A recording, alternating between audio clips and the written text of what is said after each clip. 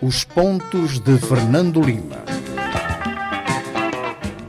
Boa noite, rádio ouvintes e telespectadores. Cá estamos nós para mais um Pontos de Fernando Lima. Falamos a partir da Rádio Savana 100.2, um programa que está a ver em direto no Facebook e pode também ouvi-lo em diferido na Rádio Savana aos sábados às 12, domingo às 21 horas. Também na televisão independente de Moçambique, aos domingos e terças e quintas-feiras às 21 horas. Boa noite, Fernando Lima. Cá estamos nós para mais um programa e vamos direto ao seu tema de semana, mas é um programa em que vamos passar em revista a campanha eleitoral e também os últimos procedimentos de Ousuf Momad, ele que é o coordenador interino da Comissão Política da RENAM, mas vamos ao foco de semana. Tribunal Administrativo ordena publicidade do Pro Savana. Esta é uma condenação que foi desencadeada por uma ação interposta pela Ordem dos Advogados de Moçambique.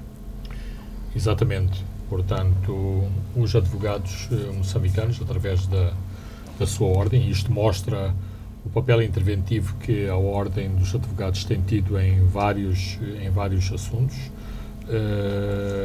exerceu o seu poder de influência junto do Tribunal Administrativo, que deu 10 dias ao Ministério da Agricultura para divulgar toda a documentação disponível sobre o programa Pro Savana. Isto tem vários ângulos de abordagem. Por um lado, a conformação das instituições moçambicanas à lei, e também é um princípio muito importante, que é o princípio da transparência, sobretudo transparência em relação à coisa pública.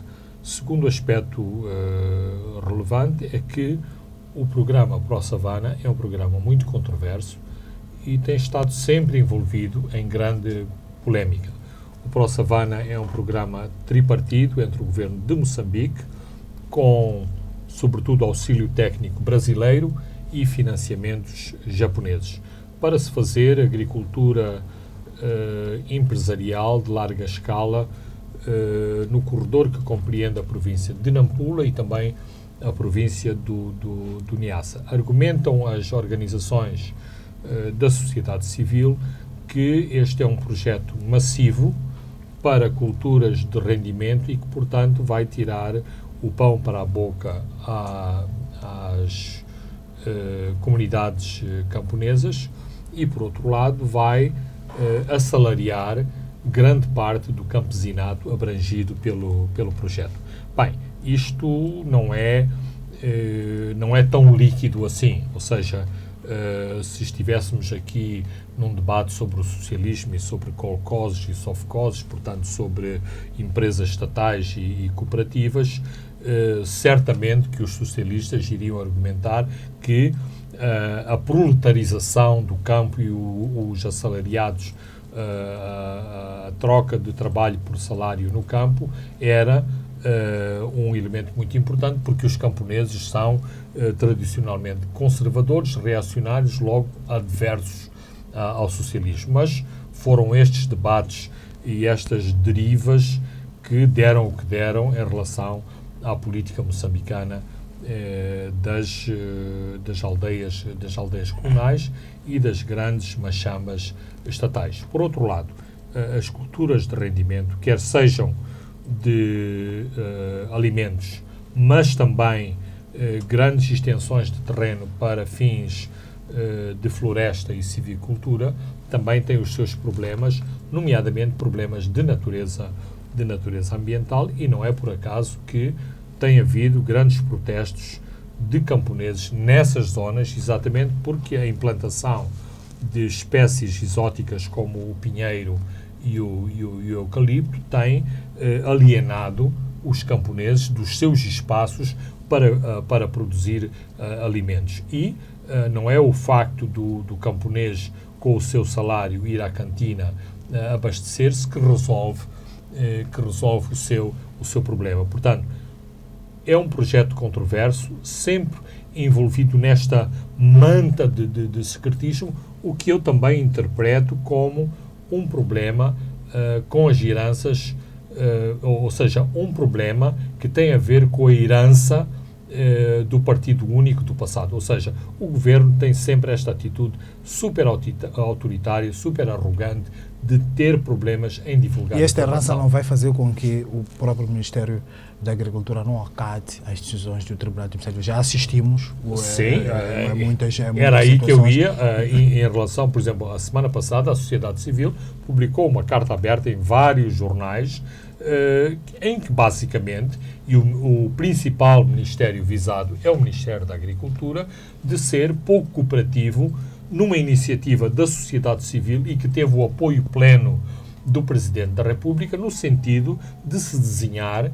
uma política para a agricultura mais consensual e que tivesse mais atores envolvidos no desenho exatamente dessa política agrícola. E não é por falta de vontade da sociedade civil, mas exatamente as instituições estatais que têm extrema dificuldade em se abrir à sociedade civil e em fazer esta cooperação. Temos o ProSavana, temos o famoso incidente com o ministro dos transportes, se não me engano, acho que era a altura, que dizia que os camponeses não podiam elaborar aqueles documentos de contestação ao ProSavana. Portanto, em conclusão, é extremamente positivo que a Ordem dos Advogados tenha tomado esta iniciativa e também que ela tenha tido o acolhimento do Tribunal Administrativo no momento em que há uma grande suspeição em relação a órgãos de justiça em Moçambique, decorrentes de todas as decisões que têm sido tomadas em relação ao momento eleitoral que estamos a viver.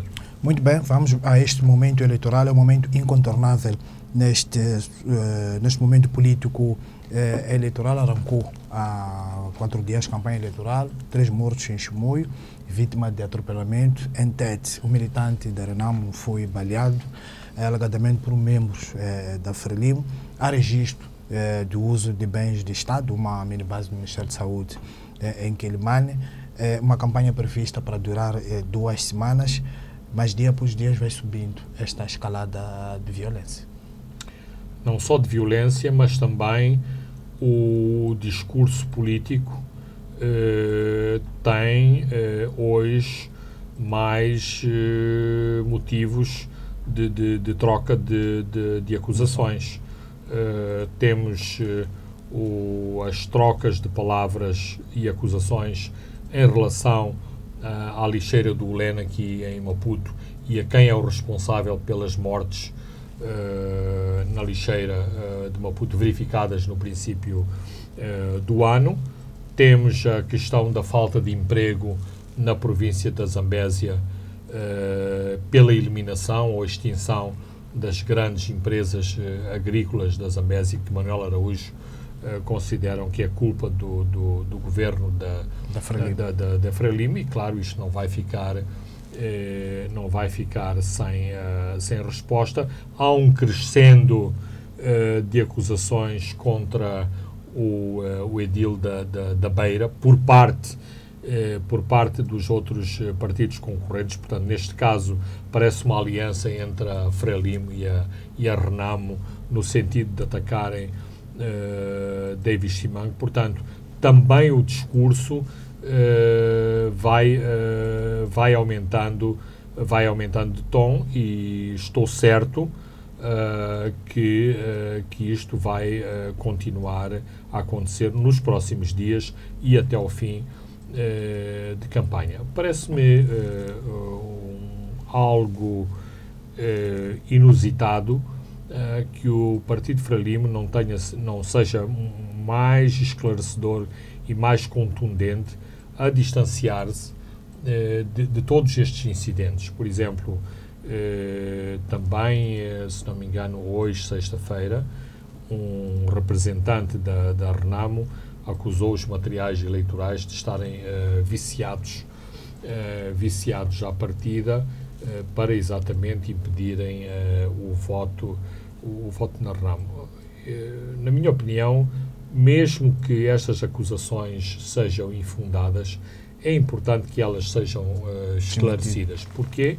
Porque, infelizmente, e à partida há toda esta suspeição criada pela forma como algumas decisões de secretaria foram tomadas, nomeadamente chumbando candidatos em oposição à Frelimo e que se apresentavam a estas eleições, e estamos ainda para ver o que vai acontecer em Climane, nomeadamente o pronunciamento do Tribunal Administrativo em relação à situação de Manuel Araújo, quer como edil de Climane, quer como candidato da Renamo à sua própria sucessão num partido diferente do MDM. Mas antes desse pronunciamento do Tribunal Administrativo, estamos a ver o Manuel de Araújo animado em liderar a campanha eleitoral da Renamo em Climane. Eu penso que é importante, e é importante porquê? Porque o formato das campanhas, o formato do boletim de voto privilegia os partidos políticos, a figura e a ilustração do partido político. Por isso aqui, e tal como tínhamos vaticinado aqui, é extremamente importante, por exemplo, a colagem de Venâncio Mondlane a Hermínio Moraes. Por exemplo, Ivone Soares apareceu também na campanha de Maputo, ao lado de Hermínio Moraes e Venâncio Mondlane. Geraldo de Carvalho, do MDM, tem aparecido ao lado de Manuel Bissopo na Beira. Não sei o que será mais importante na Beira, se Geraldo de Carvalho, se Manuel Bissopo. Portanto, os partidos, de algum modo, perceberam esta importância na caça ao voto e, portanto, aquilo que será importante no fim do dia, no momento de votação, será o símbolo partidário, inclusivamente, eu diria, induzindo em erro o próprio eleitorado que está a votar no partido da sua preferência e não no candidato a gestor do município que é da sua preferência. Portanto, para tornar mais simples as coisas, a batalha pela cidade de Maputo não é Inês Comis versus Hermínio de Moraes, é sobretudo Frelimo, Renamo, MDM. E claro, no terreno valem o que valem as figuras que cada partido trouxer à lista. Por exemplo, se o MDM tivesse elementos na sua campanha com mais visibilidade, isto também jogaria a seu favor em termos do voto. E o que não tem aqui é Maputo. Absolutamente. O candidato do MDM é muito pouco visível. Mas, por exemplo, em Nampula, eu acho que Fernando Bismarck está a fazer uma campanha muito interessante. Eu tenho dúvidas sobre a votação no MDM em Nampula, mas ele está a juntar em torno de si muita gente, é muito dinâmico, tem um discurso muito claro, e eu acho que isto é importante e pode fazer a diferença. Portanto, na própria campanha, no dia-a-dia, no porta-a-porta, nos pequenos comícios, nas pequenas visitas, visibilidade dos candidatos populares ligados ao mundo das artes, todas estas coisas são muito importantes, porque no dia do voto o eleitor vai votar num partido político, é um pouco um voto cego em quem... Mas tem na consciência que estou a votar para edil o candidato X. Ou aqueles que deram a cara por uma determinada campanha. Por isso que a Frelimo, que tem muito mais quadros, de forma inteligente, deslocou para as províncias a sua nata das estruturas políticas. Por exemplo, a chamada província mais abandonada de Moçambique, o Niassa, a Frelimo tem à frente da campanha Niassa nada mais, nada menos que o primeiro-ministro deste país. Isto tem duas componentes. Que catalisa este sentimento ou atração do eleitorado em torno da figura do primeiro-ministro, que também é associado ao facto das viagens que ele tem feito para o Niassa como primeiro-ministro. Afinal, havia uma relação entre partido e o facto de ele ser primeiro-ministro. Mas, por outro lado, também significa que o Partido Frelimo tem indicações que a sua posição em Lixinga é uma posição muito frágil devido ao facto de ter mantido no poder um edil que foi condenado e com sentença passada em julgado. Portanto, penso que são as duas coisas conjugadas, mas este ponto é importante ter as figuras mais mediáticas, aquelas que aparecem na televisão, aquelas que aparecem no pódio das grandes conferências, a liderar as campanhas, ou seja, os candidatos da Frelimo, passa a expressão, quase que estão escondidos atrás destas figuras, por exemplo. Mas isso pode ser penalizador, como aconteceu na Intercalar Nampula. Exatamente. Por exemplo, eu acho, pessoalmente, que o discurso de Tomás Salomão pode ser interessante em Haberon ou em Nova Iorque, mas parece-me completamente disparatado em Nampula. É um discurso arrogante, é um discurso que tem muito pouco a ver com a própria realidade de Nampula, do meu ponto de vista pessoal. Isto para responder à questão que a utilização destas figuras de proa também pode ser penalizador. Portanto, há alguns líderes que também não encaixam muito bem a t-shirt do partido quando estão habituados a usar o fato e gravata no seu dia-a-dia. Mas isto são problemas que têm a ver com a própria estrutura política destas pessoas que dão a cara às campanhas. Do ponto de vista estratégico, parece muito bem vista esta questão de pôr à frente estes candidatos. Por exemplo, temos outra situação ao contrário. Claro que em Maputo, Margarida Talapa é completamente ofuscada por Inês Comis. Portanto, são duas situações diferentes. Mas, por exemplo, na Zambésia, eu vejo Manuel Tomé e praticamente nem sei, quer dizer, sei formalmente, mas nem sei politicamente quem é esse candidato a edil de Quelimane, que é o atual administrador da cidade, o tal que foi lá colocado na tentativa de tentar controlar os edis da oposição. Mas a figura visível ali é o governador e é o membro da comissão política. Portanto, o candidato fica ali um bocadinho dissipado pelo peso destas figuras. Portanto, é um pouco caso a caso. E também, nestas campanhas, os partidos sabem que o que é importante no fim do dia é a conquista ou a retenção das capitais provinciais, não tanto se cai Milange ou Alto Moloco ou Gurue a favor de um ou de outro partido. O importante será nas mãos de quem vai ficar a cidade de Quelimane. E voltando ao Manuel de Araújo, a dinâmica que o Manuel de Araújo está a imprimir à campanha em Quelimane dificilmente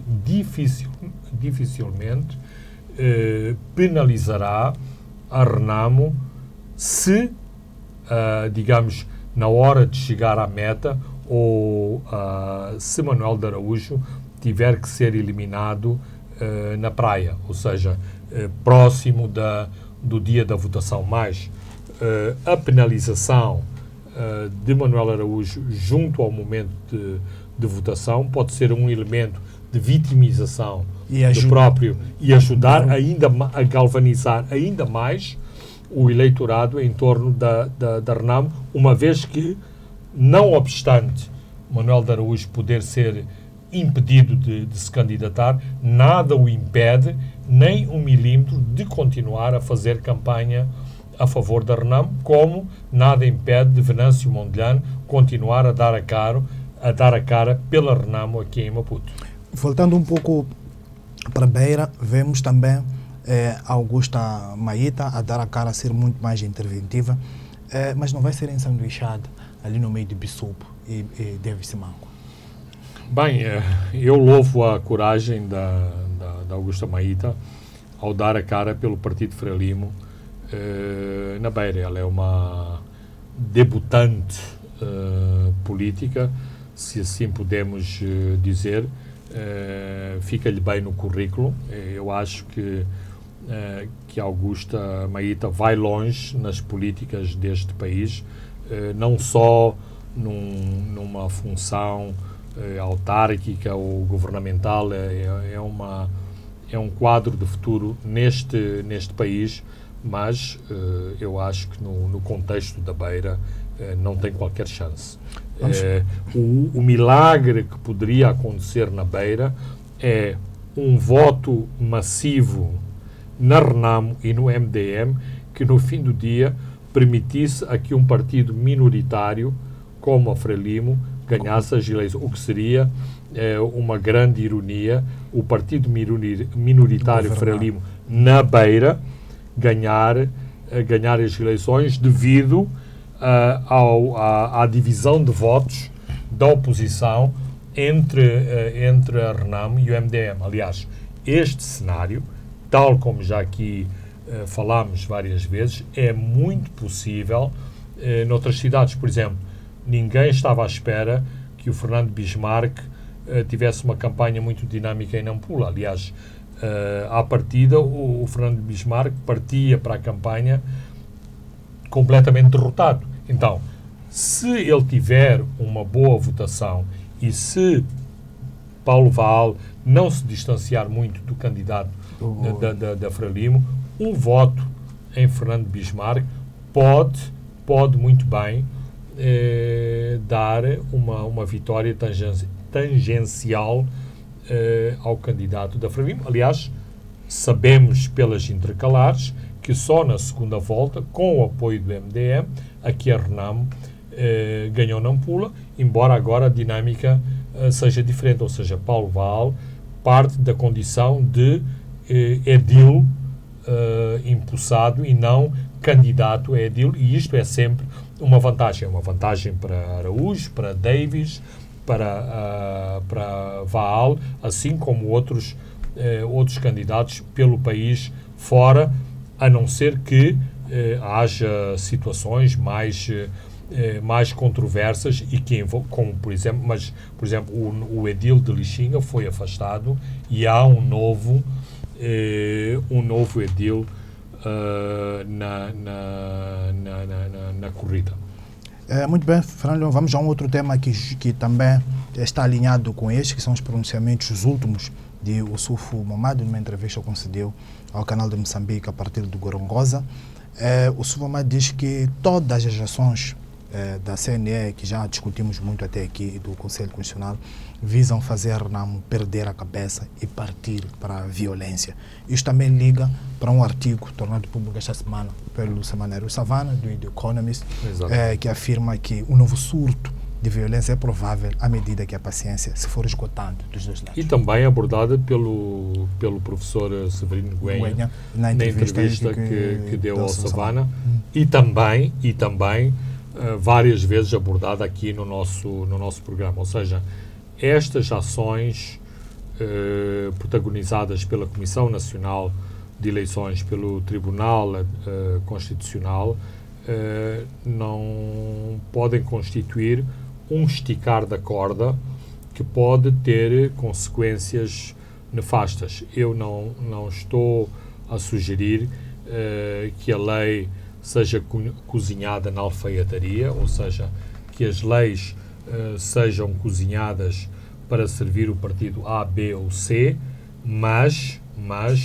houve muito de fundamentalismo nas resoluções tomadas pela CNE e pelo Tribunal, pelo Conselho Constitucional, que claramente tiveram um beneficiário que claramente poderiam ter outra solução, como ilustres juristas da nossa praça assim o argumentaram.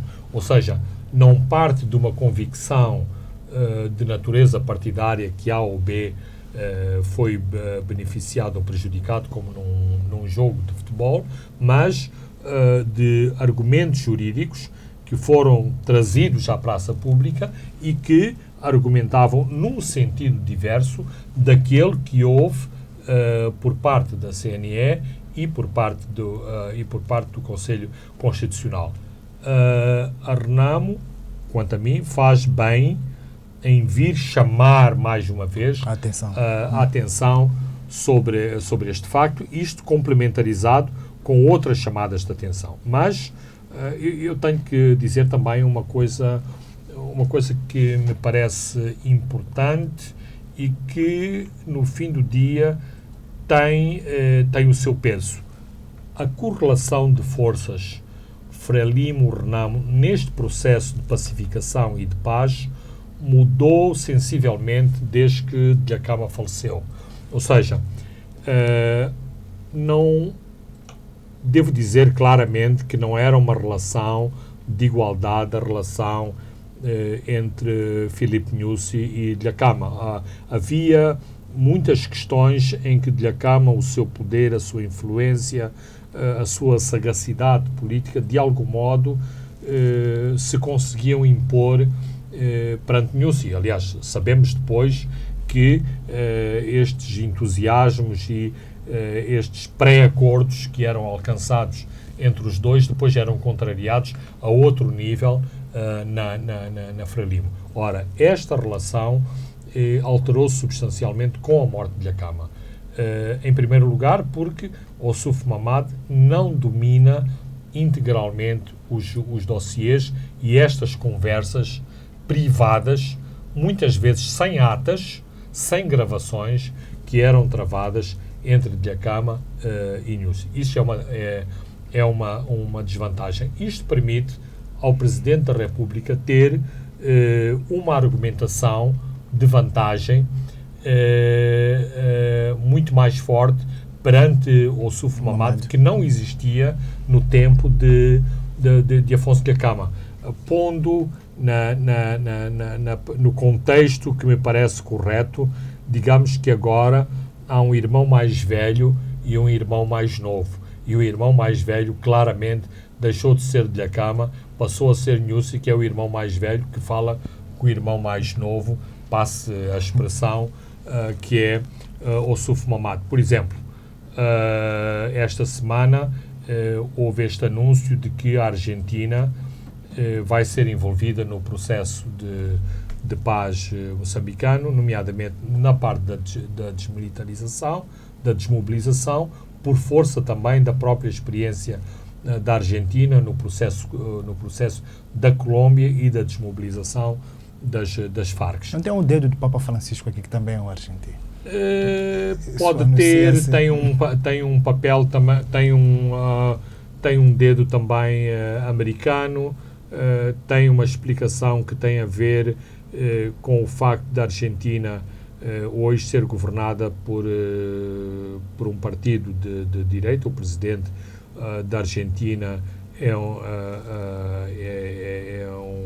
uma personalidade de direita, e isto encaixa bem num processo em que há estas desconfianças. Não é que o governo de Moçambique seja de esquerda, não tenho nenhumas ilusões sobre isto, mas na comunidade internacional há esta desconfiança que ainda há alguns resquícios de esquerda no governo de Moçambique e entre as autoridades moçambicanas. Portanto, isto encaixa no contexto internacional, haver aqui um argentino, haver um general que tem esta expertise e também traz, digamos, a América Latina neste panorama.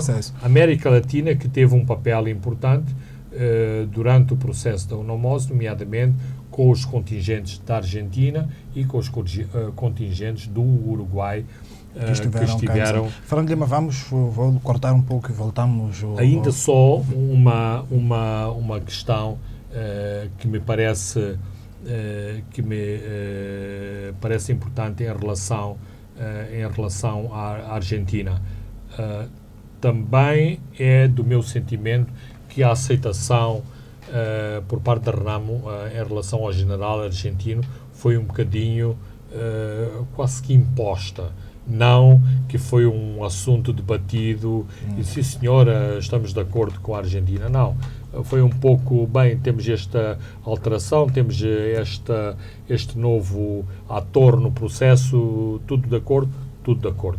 Penso que é um pouco por aí que a Argentina entra no cenário da paz em Moçambique. Fernando Lima, vamos olhar para este tema em que o Alto Comissariado das Nações Unidas para os Direitos Humanos afirma que o governo não respondeu a um pedido de informação que solicitado a 24 de abril sobre os atentados ao académico Zhejiang Maquan e também ao jurista e jornalista Ercílio Talema e também ao assassinato de jurista Gilles Sistak. É curioso, Fernando Lima, que o timing escolhido para a publicação desta carta, que não mereceu resposta, foi uma altura em que o Presidente da República estava em Nova Iorque a participar na sessão das Nações Unidas. A questão é assim, não são só as autoridades moçambicanas que discutem marketing político e que discutem publicidade e os timings de fazer propaganda das ações do governo. Claramente, Nussi está a tentar vender a credibilidade do governo de Moçambique, a credibilidade do processo moçambicano, quer do ponto de vista do processo da paz, quer do ponto de vista da viabilidade económica do país, mas outros atores no processo moçambicano que têm interesses diversos do governo fazem valer também os seus pontos de vista e, neste caso, as próprias Nações Unidas de que Moçambique faz parte. Ora, é interessante verificar que esta carta foi elaborada no princípio do segundo trimestre deste ano e só agora é tornada pública, exatamente ofuscando a imagem do Presidente e, de algum modo, comprometendo e, de algum modo, aumentando a pressão, a própria agressividade da imprensa em relação ao chefe de Estado moçambicano, que está no exterior e, portanto, tem outro tipo de desafios em relação a uma imprensa muito mais crítica que a imprensa doméstica, porque também, e erradamente, o governo de Moçambique pensa que, em relação à imprensa doméstica, consegue controlar bem os dossiês e em relação ao exterior são coisas do exterior e, portanto, só quando os antipatriotas retransmitem aquilo que sai no exterior para dentro do país, aqui o governo sai mal na fotografia. Mas, mais uma vez, esta reação do governo, ou a não reação do governo, se enquadra naquilo que eu falava, ou que falávamos, em relação à não divulgação de toda a documentação em relação ao ProSavana, em relação ao facto de aqui há uns meses a Presidência da República negou ter conhecimento do desaparecimento de quase uma centena de militantes da Renamo e que aparecem listados nesse relatório do Human Rights Watch a propósito da violência no centro de Moçambique. Portanto, o governo de Moçambique tem tradicionalmente esta atitude. Por exemplo, um relatório sobre a violação de sanções de Moçambique em relação à Coreia do Norte. Não é um governo, não é um grupo de lobistas que está a levantar esta questão. É são as Nações Unidas que pediram explicações ao governo de Moçambique, e o governo de Moçambique entrou numa situação de embaraço exatamente porque ignorou durante largo tempo todo o questionamento das Nações Unidas, e depois, oportunisticamente, o governo vem dizer que isto é uma manipulação da CNN. Ora, a CNN é apenas um meio de divulgação da existência de barcos coreanos no porto de Maputo. O relatório sobre a violação de sanções é um relatório das Nações Unidas, repito, uma organização de que Moçambique é membro de pleno direito. Esta pressão que o presidente está a sentir ou sentiu quando em Nova Iorque, isto é muito próximo daquela que também Joaquim Chissano sofreu quando do assassinato de Carlos Cardoso, e também provocou a irritação de Leonardo Simão, na altura ministro dos Negócios Estrangeiros, em Londres. Sim, o Leonardo Simão, que eventualmente foi um dos nossos mais cordatos ministros dos Negócios Estrangeiros, uma figura muito afável e muito liberal, ainda hoje. Não sei se é pelo facto de ser médico. O Pascoal Mucumbi tinha, aliás, uma personalidade muito semelhante a Leonardo Simão, mas isto fez com que Leonardo Simão perdesse as estribeiras, passo o termo, inclusivamente acusasse aqueles que queriam o julgamento dos executores do assassinato de Carlos Cardoso de racismo, e que só havia toda esta pressão em relação a Carlos Cardoso por o Carlos Cardoso ser um branco. É interessante também que isto é uma não entrevista, ou seja, esta entrevista foi divulgada pela AIM, mas se hoje formos aos arquivos da AIM, esta entrevista não existe, porque foi retirada sem qualquer explicação do próprio serviço da AIM. Portanto, o próprio governo se sentiu embaraçado com uma declaração menos apropriada do seu ministro dos Negócios Estrangeiros em relação ao assassinato de Carlos Cardoso. Há indicações que também foram feitas perguntas sobre o Américo Sebastião, o português que desapareceu no contexto de esquadrões de morte na província de Sofala. Sim, a família de Américo Sebastião continua a desenvolver uma campanha que eu diria uma campanha de sucesso em termos internacionais em relação ao desaparecimento de Américo Sebastião. E me parece que há uma atitude algo hipócrita das autoridades moçambicanas. Ou seja, o interesse final desta questão nem é entregar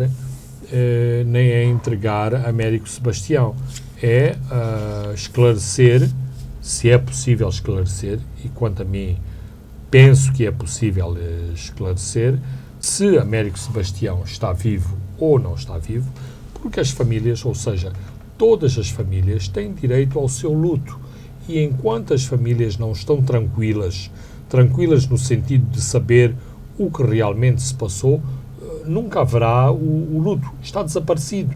Não se sabe o que é que aconteceu.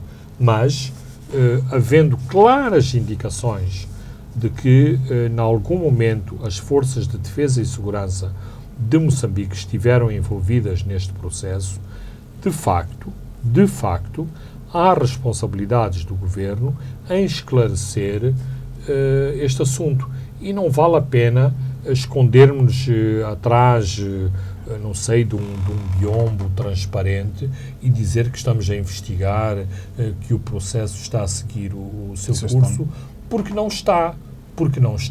E porque existe também uma forte convicção de que há muito tempo que Américo Sebastião foi eliminado. Portanto, estar-se a dizer que está-se a investigar sobre uma pessoa que já não existe fisicamente, eu acho estranho.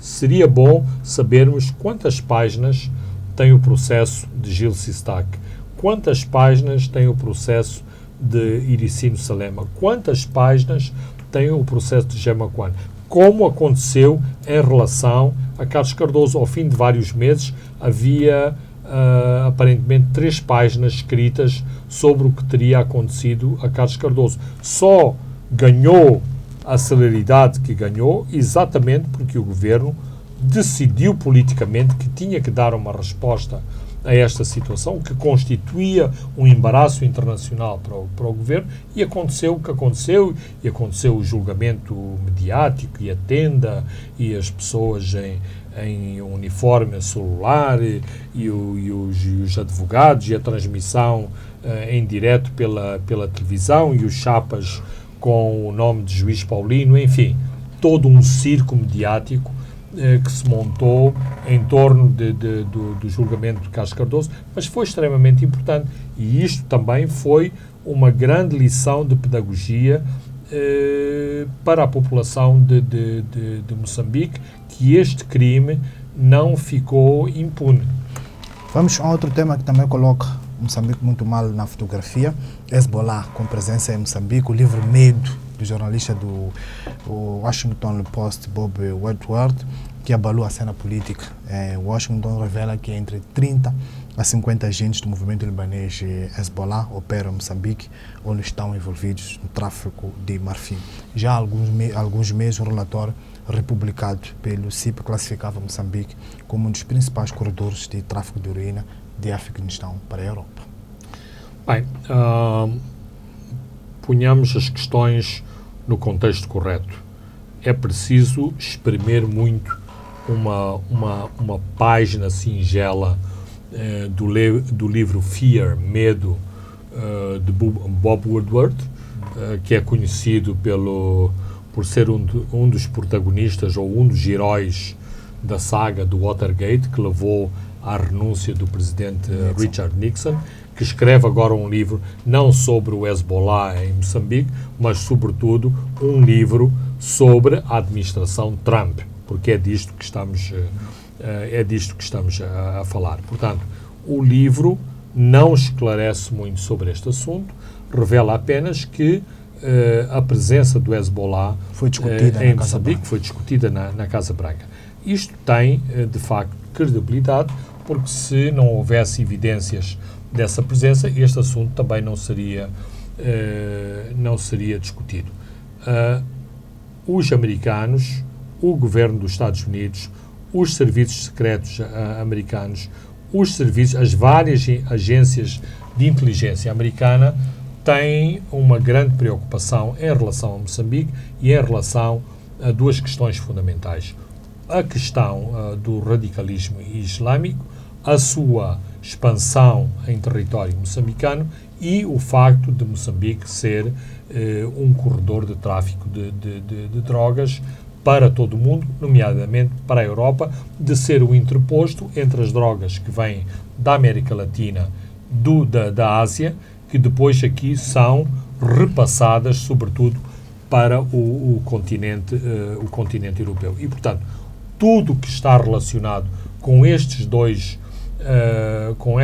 questões são motivos de preocupação dos Estados Unidos, particularmente o norte de Moçambique, particularmente o Porto de Nacala, particularmente as províncias do norte, onde aparentemente a semente do Islão radical, a alteração das confrarias tradicionais da zona de Nampula e da zona costeira que vai de Nampula a Cabo Delgado em células de radicalismo islâmico, em função das centenas de moçambicanos que estudaram em madraças no sul do Sudão e na Arábia Saudita. Portanto, a questão do Hezbollah só vem juntar mais um elemento. E há alguns aspectos factuais que podem levar a este tipo de interrogações.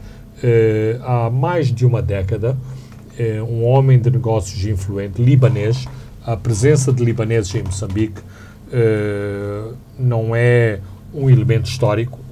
A comunidade libanesa estabeleceu-se em África sobretudo na costa ocidental africana. Por exemplo, é tradicional haver comerciantes e comércio de libaneses no Mali, no Senegal, no Gabão, enfim, ao longo da costa ocidental.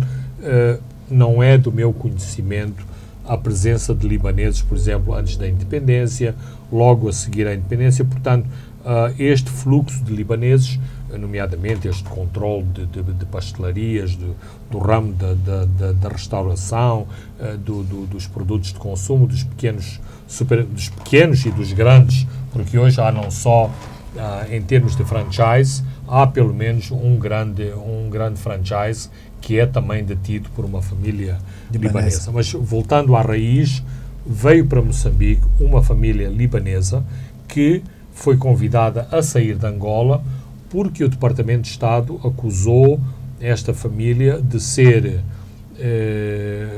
simpatizante do Hezbollah e de ser financiadora das atividades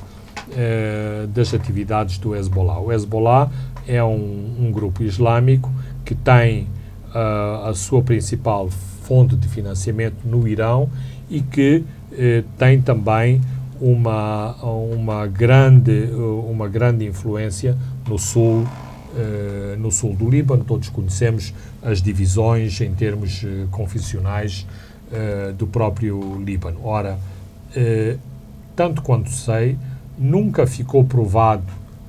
foram provadas as ligações desta família ao Hezbollah. Quer-me parecer que a segurança de Moçambique investigou as raízes desta família. Esta família desenvolveu relações económicas e comerciais, por exemplo, com a família do presidente Armando Guebuza. Havia negócios em comum. Há outros familiares do outro ramo desta família que estão noutros negócios. Agora, se estas suspeições em relação a estas famílias libanesas são credíveis ou não, eu não sei e não tenho nenhumas evidências, mas estas suspeições sempre as houve.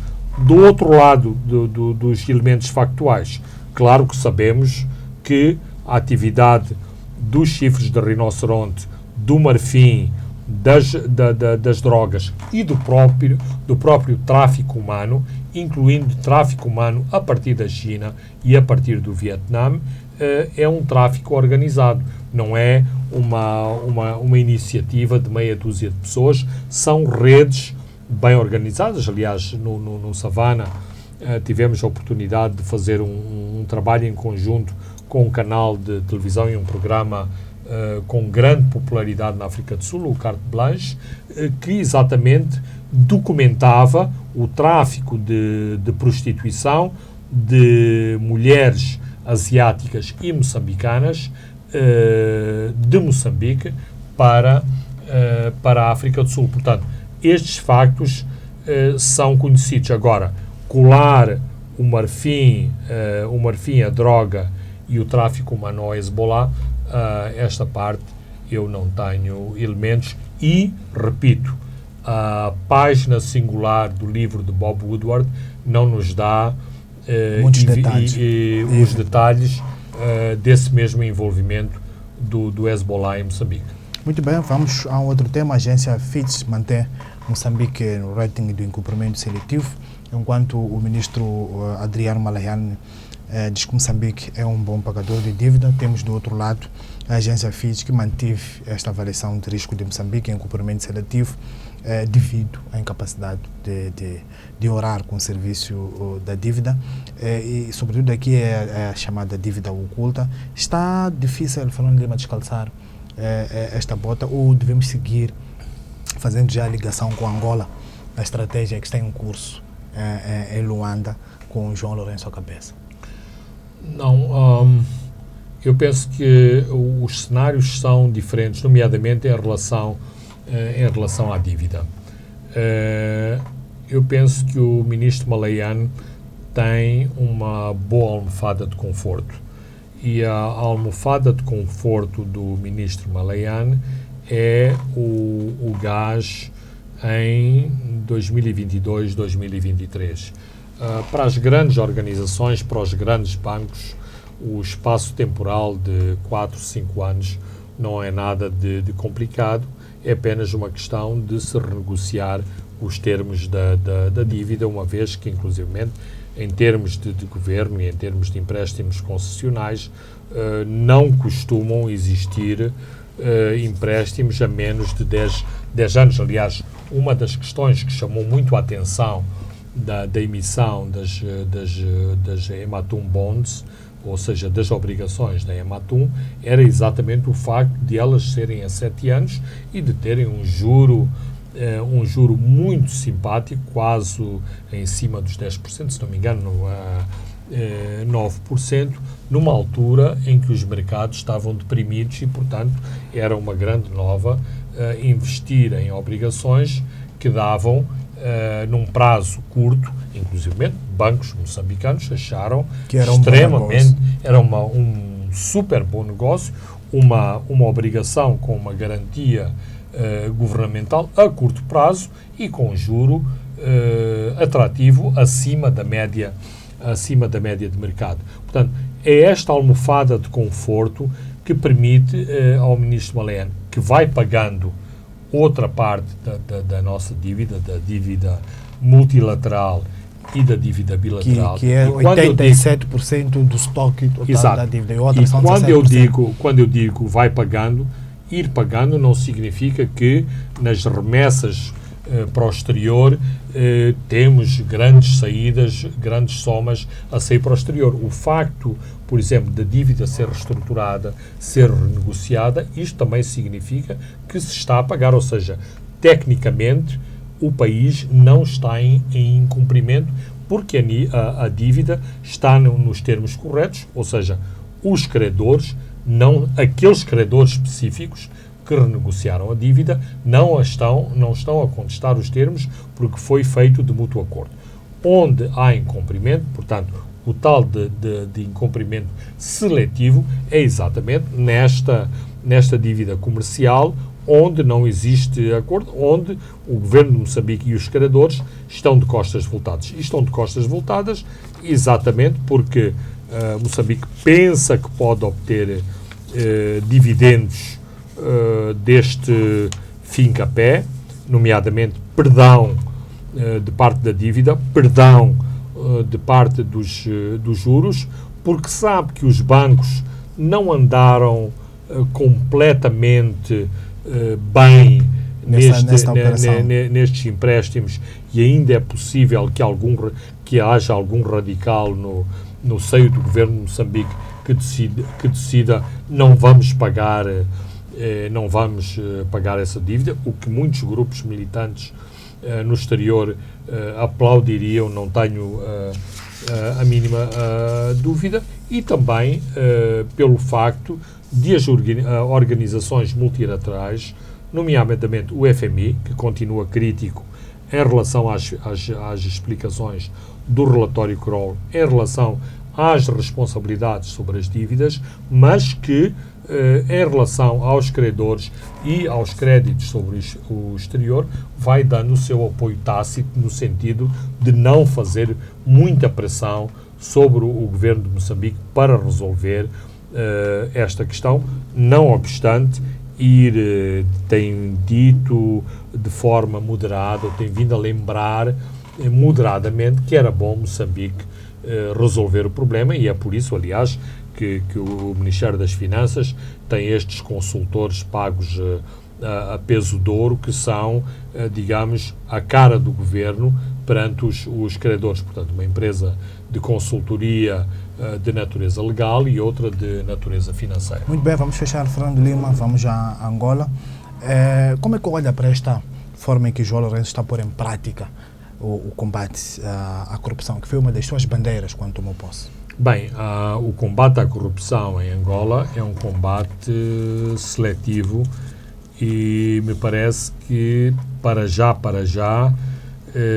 é quase um combate virado para a família José Eduardo dos Santos e para alguns dos seus diretos colaboradores, porque há muitos outros elementos do MPLA que estão envolvidos, chamemos-lhe, nos mesmos pecados que incorrem Zenu dos Santos, o Norberto dos Santos e o Jean-Jacques, que era o parceiro de Zenu dos Santos no Fundo Soberano, e estas são as figuras de proa e os 3 detidos para já, embora se fale de Manuel Rabelais, o antigo ministro da Comunicação Social, e também Higino Carneiro, que era um dos superministros angolanos no tempo de José Eduardo dos Santos. Mas, por exemplo, questiona-se se há ou não, ou vai haver ou não, um processo em relação a Manuel Vicente, quando a Sonangol está completamente de rastros. A Sonangol nem consegue pagar a consultorias externas porque vendeu os futuros do petróleo durante vários anos. Portanto, não tem sequer credibilidade para garantizar novos financiamentos. Estamos a falar do general Hélder Vieira Dias, mais conhecido por Copelipa, que é talvez o homem mais rico da Angola, que permanece intocável. Estamos a falar do general Dino dos Santos. Portanto, é um processo que está no seu início. É um processo que está no início, mas os analistas angolanos fazem notar esta seletividade. Porquê? Porque o facto de o processo para já se concentrar na família José Eduardo dos Santos tem um grande apoio popular, tem uma grande aprovação, portanto, aumenta os níveis de popularidade do presidente angolano. Já aqui dissemos que a própria UNITA tem aplaudido as ações de João Lourenço, e Angola também atravessa um momento crucial porque está a negociar um novo programa de auxílio do FMI. Então, estas detenções, aliás, como aconteceu aqui em Moçambique, com aquelas detenções do caso Embraer, para depois saírem pode estar enquadrado sob caução. Neste tabuleiro. Exatamente, isto tem um grande mediatismo e claramente, e aconteceram, por exemplo, quando João Lourenço estava em Nova Iorque, teve reuniões importantes com a comunidade de negócios internacional, e esta imagem de ser um presidente que, não obstante ser do MPLA, se quer descolar da imagem de corrupção associada a Zé Eduardo dos Santos. Portanto, há que ter alguma moderação no entusiasmo com que tem sido gerida esta campanha. Por exemplo, qualquer observador atento nota que os processos são vazados para a praça pública, que há comunicados de imprensa da Procuradoria sobre estas detenções. Portanto, as pessoas, antes de serem levadas a tribunal, já estão a ser julgadas na praça pública. Ou seja, mesmo que Zenu dos Santos seja absolvido, na praça pública ele já está condenado porque meteu no bolso. Ou seja, qualquer cidadão de rua acha que o Zenu meteu no bolso 500 milhões de dólares. Portanto, é esta a grande acusação, e, portanto, se for ilibado, ele já foi condenado na praça pública. Aliás, há quem diga que a própria crise governamental nas Maurícias foi causada pelos depósitos angolanos, dos depósitos do Fundo Soberano de Angola nas Ilhas Maurícias, que, como sabemos, é um paraíso fiscal. Muito bem, Fernando Lima, um tema que vamos continuar a acompanhar nos próximos programas. Chegamos ao fim de mais um Pontos de Fernando Lima, onde olhamos com algum detalhe para a campanha eleitoral que continua a decorrer. Eu sou Francisco Carmona, a André dos Santos se encarregou da parte técnica. Boa noite, nos vemos de hoje a 7 dias. Pontos de Fernando Lima.